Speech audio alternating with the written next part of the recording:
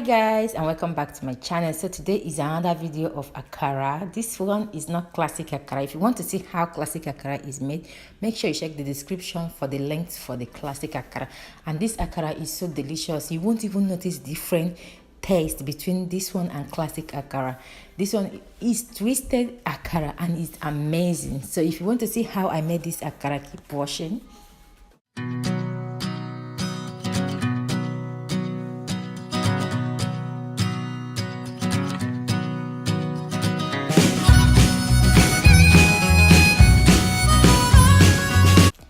So guys, this is the ingredient. I'm going to be using 1 egg for 150 grams of beans, sugar, some onion, not cube, and the pepper.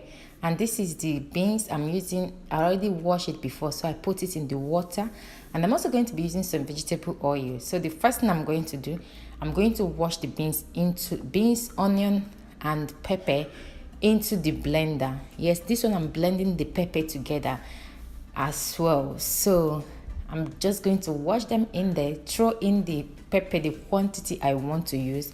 Then I'm going to add water halfway to the top. I don't like to use a lot of water, but if you notice that the water is too much, go ahead and add the water is little, like the beans is too thick, go ahead and add extra water that will help you to blend the beans to smooth. So I'm just going to blend them, and here I'm done blending the beans. You need to blend them to a very creamy texture, but don't add too much water, guys, okay, for your akara to come out very well. So here I'm just using water to rinse the remaining one into the blender, and I added salt. I throw in some pepper. Now I'm adding some not cube. I did not add one full one, I had like half of it. I'm adding the egg, the onion, like I blend the beans with onion, okay?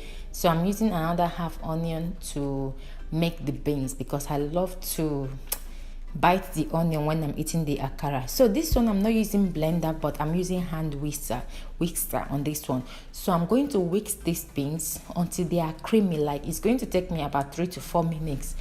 But the more you whisk your beans, the more creamy and fluffy akara you get, okay? So make sure you whisk your beans. So while I'm done with that, I'm going to throw onion into the oil that I'm using, just to make sure that the oil is hot. I love to use onion to taste my oil.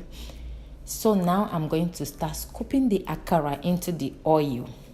Yeah, so make sure you are using a pan, like non-stick pan is better to fry akara, non-stick pan. So I'm just going to scoop the amount I think is good for that pan, and I'm going to allow them to do their things. Before I start turning this akara, I allow them to pump up by themselves, okay, before I put the spoon inside there. So now I'm just going to fry both sides until they are golden brown. Like until your akara is brown, you need to fry it.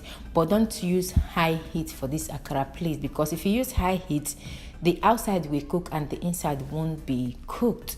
So here they are cooked. I'm going to take this batch out, and I'm going to add another batch into the oil.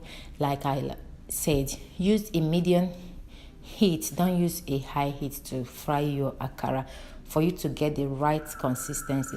So the next thing I added into this akara that I did not show you is actually a baking powder. I added about a half teaspoon of baking powder into it.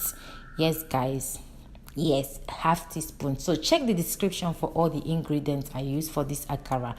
Just use it. If you use it, you will enjoy it. Add it when you are almost done with mixing the akara. So here I'm done frying the akara, and this akara was so delicious. Like my husband even had this akara.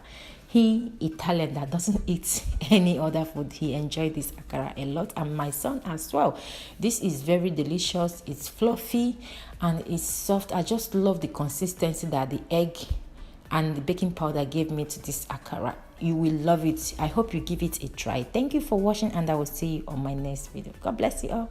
Bye.